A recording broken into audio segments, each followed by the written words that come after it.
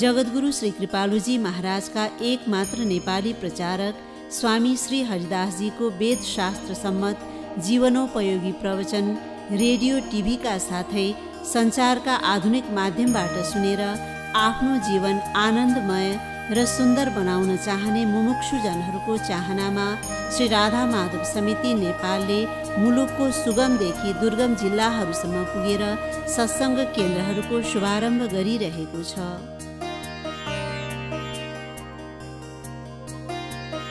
यसै परिप्रेक्ष्यमा गत चैत 16 गते जगद्गुरुत्तम सिद्धान्त प्रचार एवं सत्सङ्ग केन्द्र स्थापना अभियान अन्तर्गत रसुवा जिल्लाको कालिका गाउँपालिका वडा नम्बर 2 कालिका स्थानमा सत्सङ्ग केन्द्र शुभारम्भ कार्यक्रम सुसम्पन्न गरिएको छ।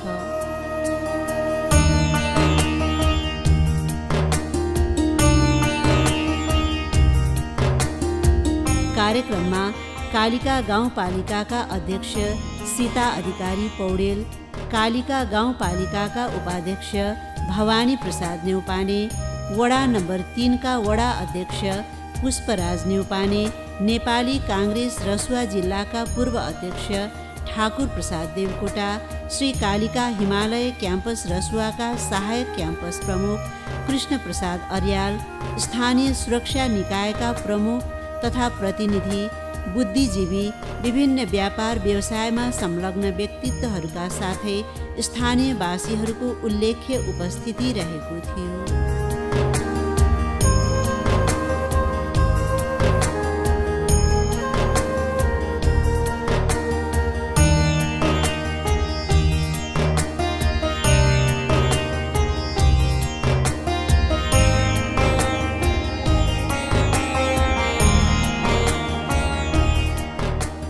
यो विशुद्ध रूपमा नै यो सामाजिक संस्थामा आध्यात्मिक दर्शनबाट प्रभावित भएर सामाजिक सेवामा लाग्ने एउटा संस्था हो। स्वामीजीले कति कुराहरू भन्नुभयो, कति एकदमै मनन योग्य छ। सकारात्मक सोच हुन जरुरी छ। सकारात्मक सोचको लागि एकदमै सद्गुरु, सद्वचन, सत्कर्म, सद्धर्म ती सबै कुराहरू मिलेर नै हामीमा चाहिँ सकारात्मक सोच आउँछ। हामी राजनीति गर्ने व्यक्तित्व, जनप्रतिनिधिहरू, हामी सबै मानवतामा चाहिँ जबसम्म सत्य कुराको चाहिँ हामीलाई ज्ञान हुँदैन तबसम्म हामीलाई गाह्रो पर्छ। त्यो भएर राजनीतिमा पनि सत्य हुनुपर्छ। जुन कुरामा पनि हामी मागी मात्रै रहने के, मलाई देऊ, मलाई मलाई मलाई मलाई भनेर मागी मात्रै रहन्छौँ। तर यो वास्तविक धर्मको अर्थ बुझेपछि माग्ने भन्दा नि हामीलाई दिन मन लाग्छ। दिन पर्यो, मैले गर्न पर्यो। जस्तो यहाँ सामाजिक कामहरू गरे धेरै देखियो। बाढी पीडितहरूको भूकम्पमा भएको यी कुराहरूमा चाहिँ यो सत्सङ्गले धेरै ठुलो रूपमा चाहिँ विकास गर्नु भनेको एउटा बनाउने मात्रै विकास नभइकन यी कुराको पनि सामाजिक कुराको पनि विकास गर्न सहयोग मिल्नेछ।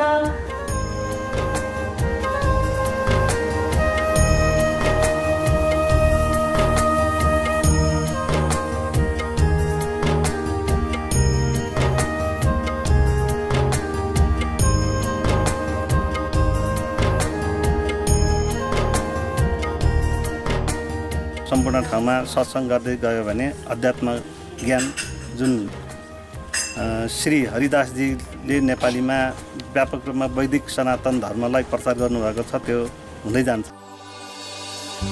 यसअघि श्री गौराङ जयन्ती तथा फागु पूर्णिमाको उपलक्ष्यमा डिभाइन क्लब वर्ल्ड वाइड युएसएद्वारा अमेरिकाको भर्जिनियामा 2 दिवसीय साधना कार्यक्रमको आयोजना गरिएको थियो। उक्त कार्यक्रममा अमेरिकाको विभिन्न स्टेटका साधक तथा युवाहरूको उत्साहजनक सहभागिता रहेको थियो।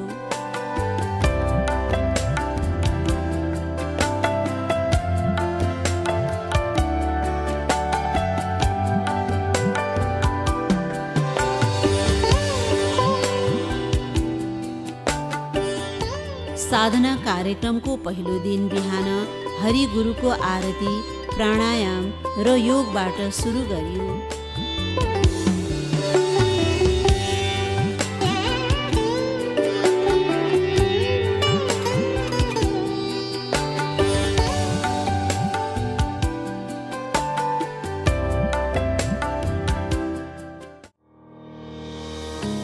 श्री गौराङ्ग महाप्रभुले आफ्नो अवतार कालमा भगवान नाम सङ्कीर्तनको माध्यमबाट मनुष्यहरूलाई मात्र नभई पशु पन्छीहरूलाई समेत दिव्य प्रेम वितरण गर्नुभएको थियो।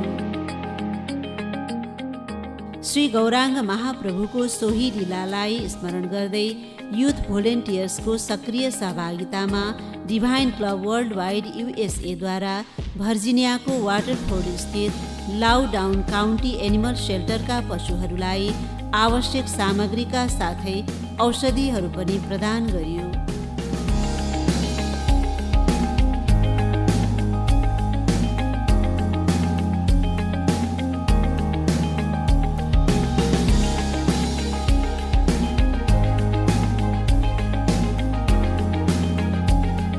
सोही अवसरमा युथ भोलिन्टियर्सले उक्त एनिमल सेल्टरको भ्रमण गरी भविष्यमा पनि कसरी उक्त सेल्टरलाई निरन्तर सहयोग गर्न सकिन्छ भन्ने बारेमा अध्ययन गरेका थिए।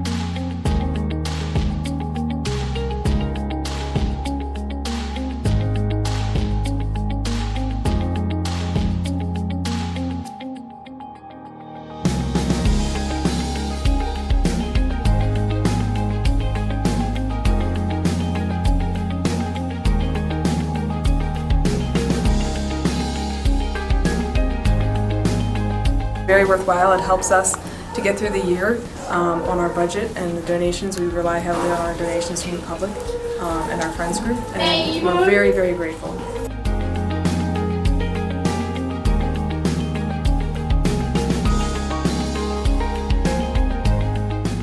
सो दिन साधक एवं युथ भोलिन्टियर्स विभिन्न बाह्य क्रियाकलापहरूमा पनि सहभागी भएका थिए।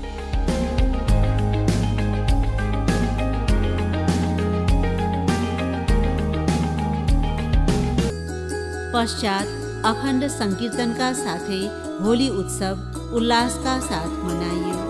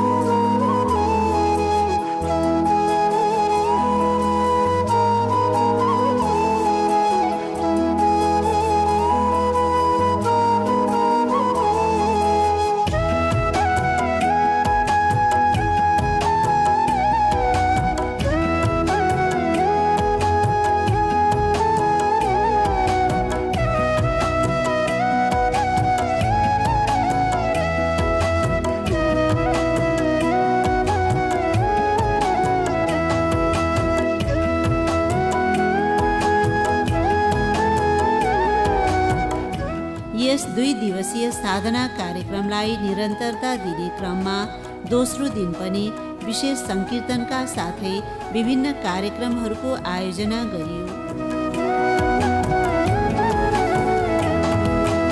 उक्त अवसरमा सहभागी युवाहरूले भगवान श्रीकृष्णको नृसिंह अवतार लीला प्रस्तुत गरेका थिए।